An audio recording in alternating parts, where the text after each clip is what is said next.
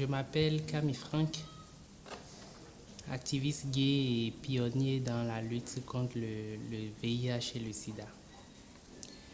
Je suis le premier responsable de l'association affirmative Action Bénin. Au Bénin, la loi elle est restée toujours muette par rapport à la situation des LGBTQ. Elle n'incrimine pas et elle ne dit pas. Il n'y a pas une loi qui dit voilà, les homosexuels sont pénalisés, les homosexuels doivent faire ci, doivent faire ça, ne doivent pas faire ci, etc., etc. Nous sommes laissés dans un vide et il faut d'abord peut-être poser l'acte avant de savoir de quoi il est question. Mais il faut dire que l'environnement juridique n'est pas aussi favorable parce qu'il y a des LGBTQ qui sont parfois victimes de discrimination. Et on n'a pas eu des cas portés devant les tribunaux qui spécifient dans l'objet principal que c'est pour homosexualité. En fait, c'est beaucoup plus déguisé en viol quand il s'agit de l'acte entre deux personnes et cela tourne au vinaigre qu'on doit le porter devant les tribunaux. Et le monsieur, peut-être en blanc porté plainte, ne dira plus voilà, j'ai voulu tenir de rapport, ou bien j'ai tenu de rapport avec telle personne, voilà. Il dira simplement cette personne s'est travestie en femme et m'a trompé. J'ai cru avoir affaire avec une femme, en fait ce n'était pas une femme, c'était un homme. Mais je dis toujours que nous ne devons pas attendre qu'une loi soit instaurée avant de nous faire entendre. Nous ne devons pas attendre que le gouvernement sorte une loi pour nous pénaliser, pour dire oui, les homosexuels doivent être lapidés, les homosexuels doivent être punis de ci, de ça. La collaboration entre la population générale et les LGBT est peu satisfaisante. Ils sont souvent victimes de discrimination et de stigmatisation. La discrimination, cela se fait généralement avec des personnes très efféminées. C'est une situation très très difficile, très bien critique. Comme tous les gays, c'est toujours les problèmes avec la famille, avec les parents, avec les frères, avec les sœurs, avec les proches. Il y en a qui vont jusqu'à être violentés parce que peut-être on trouve que la façon dont telle personne se comporte dans le quartier ou la façon où là où il est allé, peut-être qu'il va à une fête avec des amis, il va boire et sa façon de faire déjà ne plaît peut-être pas à un monsieur, il s'assied dans un coin et qui peut-être profite de l'occasion et le coince dans un coin pour peut-être lui donner des coups. Ou aussi des personnes qui piègent des personnes LGBT. Genre, ils se disent, telle personne c'est certainement un PD et au cours des causeries, ils font croire à cette personne qu'en fait ils veulent de lui et qu'il l'apprécie bien. Et ils vont jusqu'à se fixer des rendez-vous où ça tourne finalement au vinaigre. Mais il y en a qui essayent quand même qui ils ne sont pas, pour essayer de s'adapter à une vie familiale, une vie commune, etc. Mais puisqu'on est né ainsi, il faut savoir que malgré ça, nous endossons ce poids-là, le poids d'être des personnes différentes de la norme. D'être des personnes qui généralement, par leur simple passage, sont doigtées, sont pointées du doigt parce qu'ils marchent un peu comme ça ou ils font tel geste. Et c'est déjà à partir de là démarre le travail. À adopter un bon comportement en tant que citoyen pour ne pas choquer son entourage, même si on est différent sexuellement des autres. Il faut pouvoir s'adapter, il faut pouvoir être un citoyen béninois comme tout le monde. S'il y a des organisations qui interviennent dans la lutte ou dans la défense des droits de l'homme, que c'est le moment pour eux de porter d'aide à ces organisations communautaires qui ont déjà démarré avec le travail. Avec ces cibles sur les changements de comportement. C'est-à-dire, nous menons beaucoup d'activités sur beaucoup de communication sur les changements de comportement pour ne pas choquer l'environnement. À toutes les organisations internationales, ILGA, IGID, et Stop Homophobie et toutes les autres, enfin, toutes les autres organisations, je voudrais lancer un appel à plaidoyer pour demander à ces différentes organisations de nous aider plutôt à renforcer le plaidoyer, le plaidoyer ici au Bénin et pourquoi pas au niveau sous-régional à travers la mise en place des lois qui protègent les personnes homosexuelles ici au Bénin, qui vont punir les auteurs des agressions et violences homophobes ou sur la base de l'orientation sexuelle ou de son statut sérologique.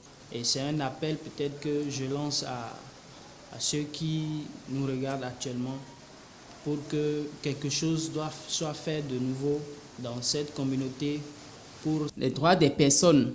Les personnes qui ont été lésées au sein de cette communauté, les personnes qui ont été brimées et stigmatisées et discriminées, l'accompagnement, l'écoute que nous les apportions et la confiance que nous renouvelons en eux-mêmes et l'estime de soi que nous les apportions, je crois bien que cela est quelque chose de remarquable. À l'État béninois, je dirais plutôt qu'il pourrait nous accompagner à pouvoir respecter réellement les droits des LGBTQ au Bénin. De bien vouloir alléger la tâche à ces personnes LGBT qui n'ont justement pas demandé à naître homosexuels. Ils sont juste nés avec. Et si cela pourrait permettre à ce que déjà l'État puisse lancer le mécanisme à partir déjà des propositions de loi pour au moins garantir le droit de ces personnes-là au sein de notre pays. L'État béninois devrait se rapprocher parce qu'il y a le CNLSTP qui est là, il y a le PSLS qui est là, il y a l'INC qui est là et tous ces organes dont le chef de l'État est le président, tous ces organes savent qu'au Bénin, il y a des homosexuels. Il y a des personnes qui ont des rapports sexuels avec d'autres hommes, des hommes qui ont des rapports sexuels avec d'autres hommes. Il y a des personnes, hommes, qui se travestissent. Il y a des lesbiennes également qui sont là. Ces organes, ces structures savent que nous existons. Et à chaque fois quand on se rencontre pendant un atelier, pendant une conférence, pendant une petite rencontre dont on a l'occasion de les rencontrer, on ne manque pas de dire que le gouvernement doit plus soutenir les personnes homosexuelles. Parce que autant que nous sommes, qu'on le veuille ou non, les personnes homosexuelles contribuent énormément à l'élimination du VIH au Bénin. Pouvoir dépister plus de 500 personnes par an est vraiment un travail remarquable. Dépister autant de personnes, pour commencer, c'est d'abord se préparer à référer ces personnes. C'est se préparer à accompagner ces personnes pour des prises en charge tout au long de leur traitement. Pour la bonne santé d'une population, pas seulement d'une communauté désormais, mais d'une population au sein d'un État. Et nous allons renforcer notre contribution, nous allons renforcer notre engagement aux objectifs 95 d'ici 2030. Les gays séropositifs sont stigmatisés, discriminés. Et quand vous êtes stigmatisé, discriminé, c'est sûr que vous n'aurez pas le courage de vous exprimer. Et ceux-là qui sont dépistés et positifs quand ils voient ceux qui sont ceux qui étaient déjà positifs, qui s'assument, quand ils les voient se faire discriminer, stigmatiser, rejeter par la communauté à laquelle ils appartiennent, ces gens-là n'osent pas s'exprimer. Ils ne veulent pas s'exprimer parce qu'ils ont peur d'être rejetés. Ils n'ont même pas le courage parfois de se mettre sous traitement. Et quand ça vient comme ça, c'est que la propagation du virus à leur entourage se multiplie. Et voilà, on assiste tous les jours à de nouvelles infections. Et voilà un peu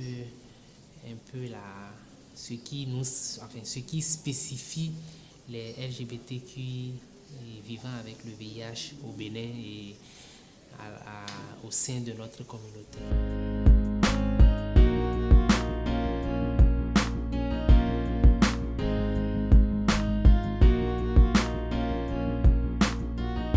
Coexistence entre frères. Il y a une association de jeunes dynamiques, activistes, qui œuvrent pour le bien-être de la communauté LGBTQ que nous représentons.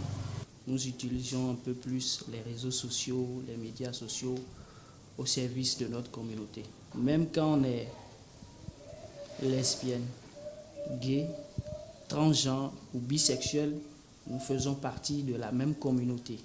Et donc, pourquoi ne pas cohabiter ensemble pour atteindre les mêmes objectifs? D'où le nom coexistence entre frères. On réfère pour la prise en charge du VIH-Sida, de l'hépatite également. On fait également dans le dépistage du VIH-Sida. Nous avons participé également à des foires sur le campus, des foires pour l'éthique. Également, nous avons participé à des ateliers internationaux, ICASA. Nous avons participé également à des ateliers régionaux, notamment à Lomé, où nous avons été représentés par l'un des membres de l'association pour participer à l'atelier des populations clés à Lomé. Mon association s'est vue naître dans une banale histoire d'amour. C'était l'union, le rassemblement de quelques pères fondateurs qui, entre eux, très rapidement, ont eu de l'attachement, de rapprochement, de l'amitié et qui ont célébré cela durant un bon moment. Et pour le perpétuer, finalement, ont voulu mettre en place une association qui puisse permettre à d'autres membres, à d'autres jeunes, de pouvoir bénéficier de la solidarité qu'il y a en leur sein. Nous avions pu constater que la cause qu'on poursuivait, ce pourquoi on travaille, était d'une cause très noble. Parce que non seulement il y avait cette solidarité qu'on nourrissait en notre sein, mais également cela nous permettait de sauver des vies de par nos activités. Je veux parler des sensibilisations, des séances de dépistage au VIH-Sida et des informations que nous passions au sein de la communauté permettaient de faire grandes choses. Et c'est justement pour cela que nous avions renommé l'association qui d'alors s'appelait Love Story est rebaptisée Union Sacrée. Nous avions pour mission d'abord de veiller au bien-être des membres de notre communauté et à l'épanouissement de ceux-ci et également de promouvoir l'autonomisation et l'auto-entrepreneuriat à leur sein. Nous avions eu à faire à mener des enquêtes en ce qui concerne la façon dont on perçoit la personne LGBT dans la société. Nous avions également eu à faire des séances de dépistage, beaucoup de séances de sensibilisation sur les IST, MST. Nous avions également eu à assister à plusieurs ateliers, notamment sur la veille juridique, la lutte contre les cas de violence basés sur le genre. Jeunes Dynamiques est un cadre de rencontre, d'information, de formation et d'action pour la jeunesse en général et pour les jeunes issus des communautés marginalisées en particulier. Nous avons participé à ICASA 2017. Nous avons participé à la conférence des populations clés qui s'est tenue à Lomé en 2018. Jeunes Dynamiques est membre du réseau des associations de lutte contre le sida au Bénin. En étant membre de ce réseau, Jeunes Dynamiques bénéficie des séances de sensibilisation à travers le nouveau modèle de financement qui nous permet de faire des séances éducatives chaque mois. Sur ce projet, nous avons eu 4 PE et des PE pour le dépistage. Nous avons aussi mené des activités pour la journée de l'IDAOVIT, la journée de lutte contre le sida et la journée de la jeunesse. Affirmative Action Bénin est une association organisation de la société civile béninoise. Nous luttons contre la discrimination, la stigmatisation à travers les sensibilisations, à travers également les séances de dépistage, à travers la promotion du dépistage surtout. Et à un moment donné, la stigmatisation, la discrimination, le rejet dont sont victimes les gays séropositifs nous a amené à un moment précis de vouloir nous mettre en association. Et en nous mettant en association, on deviendrait plus fort, on pourra plus constituer un bloc contre les questions de stigmatisation, de discrimination, surtout à l'endroit des gays séropositifs. On s'est donné une vision qui est que notre vision à la fin de cette lutte, avoir une société tolérante où toutes les personnes dans leur diversité, dans leurs différences, dans leur spécificité puissent avoir leur place dans la société. Et on s'est donné pour mission de contribuer au bien-être des populations et des groupes humains à travers la protection et le respect des droits humains. Et Affirmative Action a participé à beaucoup d'ateliers de conférences à l'international. Et en 2017, par exemple, nous avons participé à ICASA à Abidjan. Et en 2019 également, nous y étions à Kigali pour ICASA. Nous avons également participé en novembre 2019 à un atelier sous-régional organisé par RAM, le réseau d'accès aux médicaments essentiels. C'est un atelier organisé par RAM, comme je l'ai dit, sur l'assistance technique. C'est un atelier qui a regroupé beaucoup d'acteurs dans le VIH, dans les droits humains et dans les co-infections, généralement appelées comorbidités.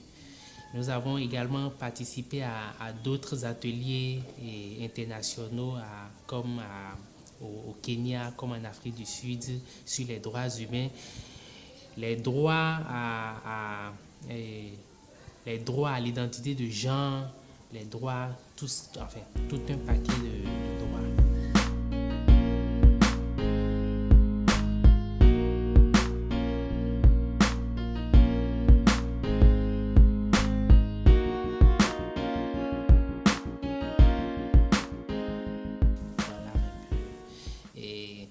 Par rapport à cette nouvelle crise sanitaire dont nous sommes victimes et dont les personnes les plus victimes et plus vulnérables sont les LGBTQI séropositifs. Voilà, c'est une crise qui nous concerne tous et on essaye de gérer, d'accompagner nos pairs à travers des dons de masques, de gel, de lavage hydroalcoolique. Mais il faut reconnaître que nos efforts sont limités nous n'avons vraiment pas les moyens qu'il faut pour accompagner tout le monde, même si nous voulons le faire. Et nous lançons également un appel international, un appel à notre gouvernement de bien vouloir nous accompagner pour qu'ensemble on puisse lutter contre le coronavirus. Et d'ailleurs, il n'est pas question de, voilà, tel groupe est homosexuel, tel groupe est hétérosexuel. Il est question des droits humains. Nous sommes tous nés libres et égaux. Et nous avons tous besoin de jouir du même droit, sans distinction aucune, sans discrimination, sans rien du tout.